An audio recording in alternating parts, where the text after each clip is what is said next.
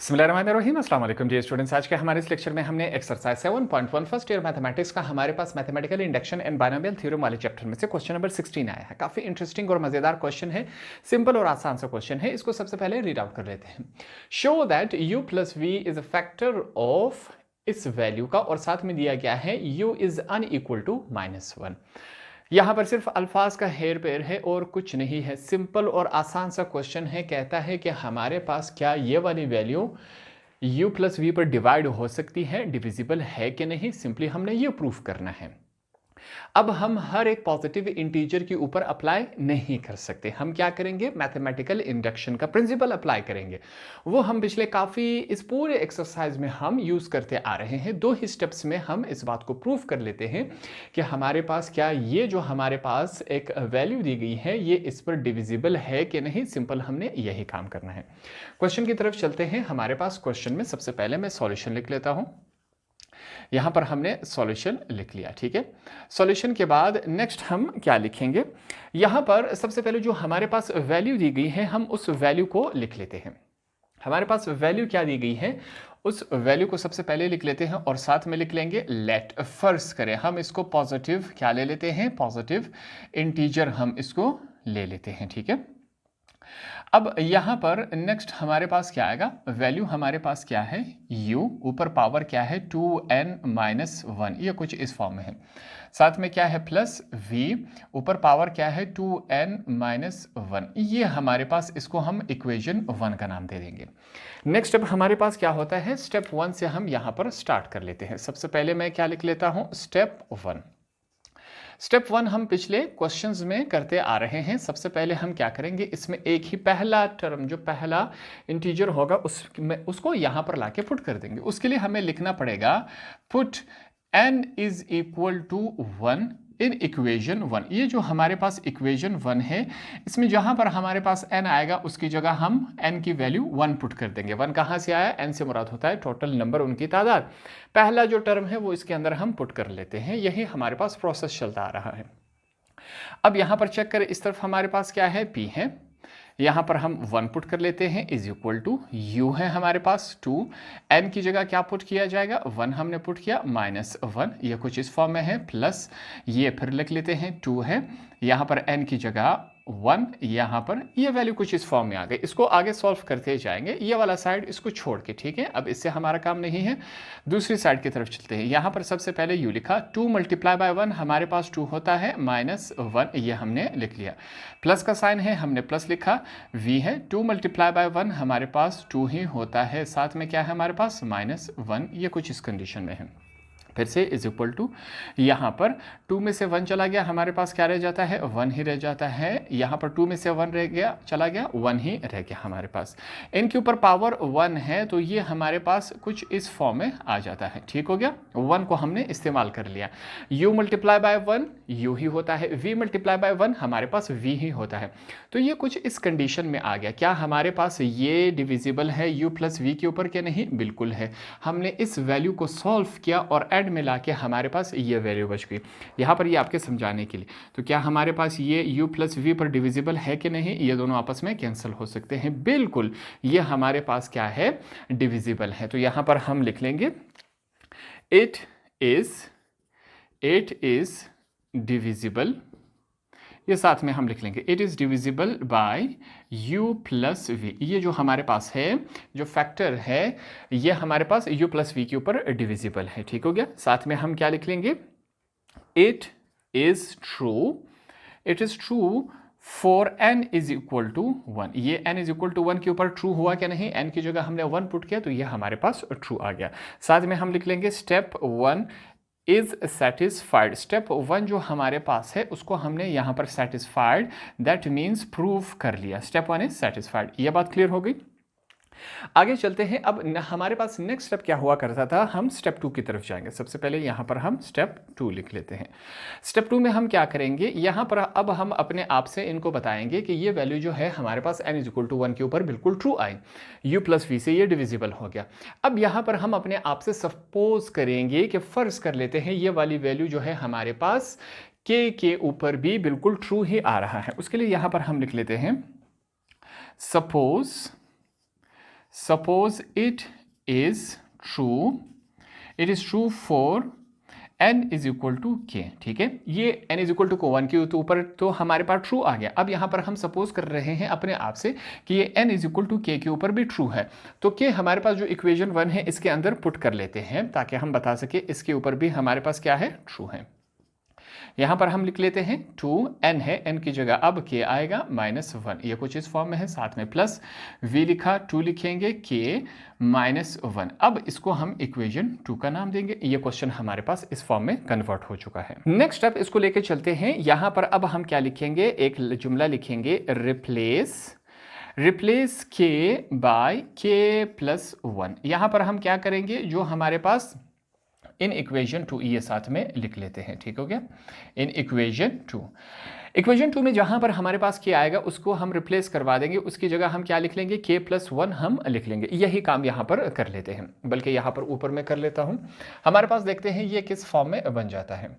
p है, यहां पर k की जगह k + 1 ये हमने लिख लिया, इज इक्वल टू, दूसरी तरफ हमारे पास चेक करें, यहां पर हमने लिख लिया u, 2 लिखेंगे, k की जगह k + 1 ये हमने लिख लिया, -1, ये बात हो गई।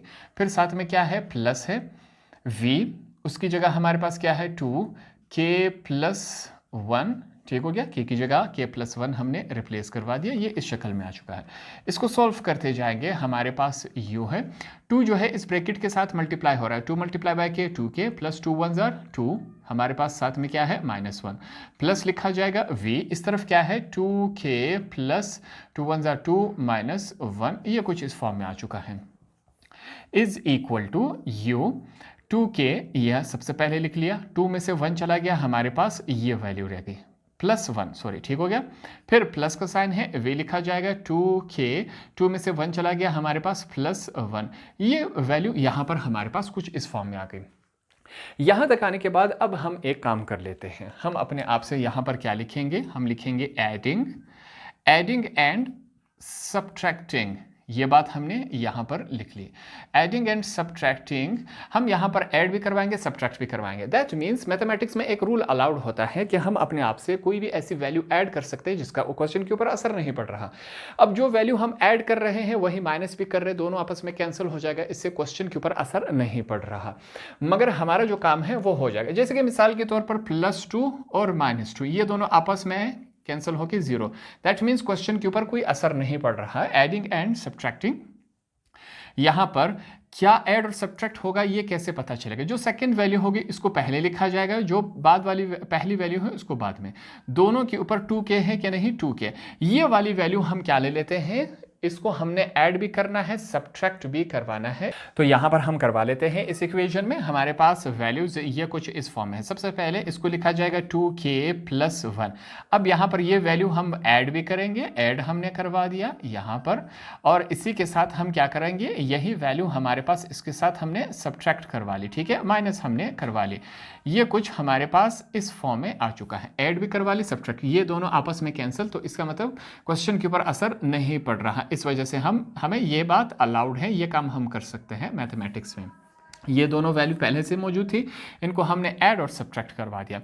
अब ये काम हमने इस वजह से किया, अब हम क्या कर सकते हैं, कॉमन चूज कर सकते हैं पेयर्स की शक्ल में, साथ में हम रेफरेंस दे देंगे कि टेकिंग कॉमन। अब हम क्या करने जा रहे हैं, कॉमन को चूज करने जा रहे हैं। यहां पर हमने लिख लिया टेकिंग कॉमन, ठीक, कॉमन हमारे पास पेयर्स की शक्ल में आ सकता है। यहां पर चेक करें, इन दोनों में हमारे पास कॉमन क्या है, ये हमारे पास UTK, यहां पर भी है UTK पावर UTK, ये भी हमारे पास यहां पर मौजूद है। इस बात को समझ ले, ये जो हमारे पास U2K + 1 है, ये असल में होता क्या है, ये हमारे पास ये कुछ इस कंडीशन में है, UTK और U, ये हमारे पास इस कंडीशन में होता है, 2 u है, इनको इकट्ठे फिर हमारे पास इस तरह लिखा जाता है, ठीक है। जब हमारे पास ये वाली वैल्यू होगी, इसका मतलब ये है यहाँ पर u 2 है, एक के साथ 2k है और एक के साथ 1 है, इनको इकट्ठे इस तरह लिखा जाता है।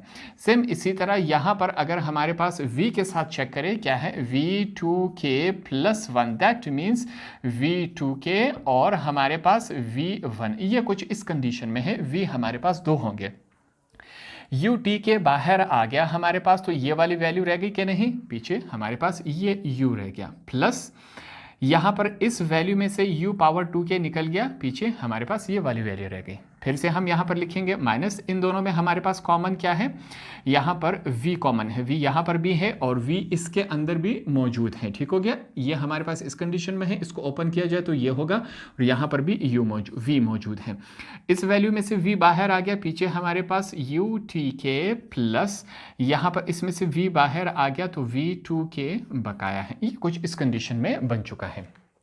क्वेश्चन के स्टार्ट में हमने कहा था कि क्या हमारे पास ये जो वैल्यू दी गई है, क्या ये वाली वैल्यू हमारे पास u प्लस वी के ऊपर डिविजिबल है कि नहीं, उससे डिवाइड हो सकती है कि नहीं। सिंपल हमने यही काम करना था, इसके अलावा हमने कुछ नहीं करना। हमने स्टेप 1 में भी प्रूफ किया, यहाँ पर हमारे पास स्टेप 2 आ गया है। स्टेप 2 में यहाँ पर u प्लस वी आया कि नहीं, इसके नीचे क्या होना चाहिए, ये वाला जो हमारे पास फैक्टर है u प्लस वी। ये आपके समझाने के लिए u प्लस वी, ये u प्लस वी इस u प्लस वी के साथ कैंसिल हो सकता है कि नहीं, बिल्कुल हो सकता है। सिंपली हमने कैंसिल करवाना है, ये बात याद रखें, हमने सिंपली कैंसिल करवाना है। बेशक बकाया वैल्यूज रह जाए, उससे हमारा काम नहीं है। हमने सिंपली ये बात प्रूफ करनी थी कि ये जो हमारे पास इक्वेशन है ये u प्लस वी से डिविजिबल होना चाहिए, डिवाइड हो सकता है, जो कि हमने यहाँ पर आपके सामने प्रूफ कर दिया। यहाँ तक ही हम क्या लिखेंगे, इस क्वेश्चन को करेंगे, यहाँ तक ये बात अंडरस्टूड होती है कि अब u प्लस वी आ चुका है, ये u प्लस वी से डिवाइड हो सकता है। इस क्वेश्चन को हमने इस हद तक ही यहाँ पर करना था। अब यहाँ पर एंड में हम कुछ जुमले लिख लेते हैं, जैसे कि सबसे पहले यहाँ पर मैं लिखूंगा first and second terms are divisible by किसके, u प्लस वी। इसके ऊपर डिविजिबल था क्या, नहीं था, बिल्कुल था। यहाँ पर नेक्स्ट हम क्या लिखेंगे, so u plus v is a, यहाँ पर u plus v is a factor of given, यहाँ पर ये लिखेंगे गिवन प्रोपोजिशन। ये हमने यहाँ पर लिखा, it is true for n is equal to k plus 1, यहाँ पर हमने पुट किया था it is equal to k, hence proved।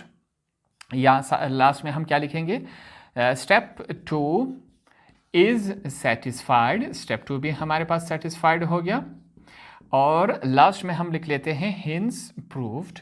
ये बातें भी हमने साथ में इसके साथ लिख ली, वही बातें हैं जो कि हमने प्रूफ की यहाँ पर। अब हमने इसको इंग्लिश में यहाँ पर साथ में लिख लिया। तो ये एक सिंपल सा और आसान सा क्वेश्चन था। क्वेश्चन का मकसद ही यही था कि जो हमारे पास वैल्यूज दी गई है क्या वो इस u प्लस वी के ऊपर डिवाइजिबल है, डिवाइड हो सकता है कि नहीं। पहले स्टेप में भी हमने प्रूफ किया, सेकंड स्टेप में भी हमने यहाँ पर ये प्रूफ कर दिया। सिंपल सा और आसान सा क्वेश्चन था, आसान अल्फाज में इसको हमने क्लियर किया, समझा। होप आपको ये आसानी से समझ आ गया होगा।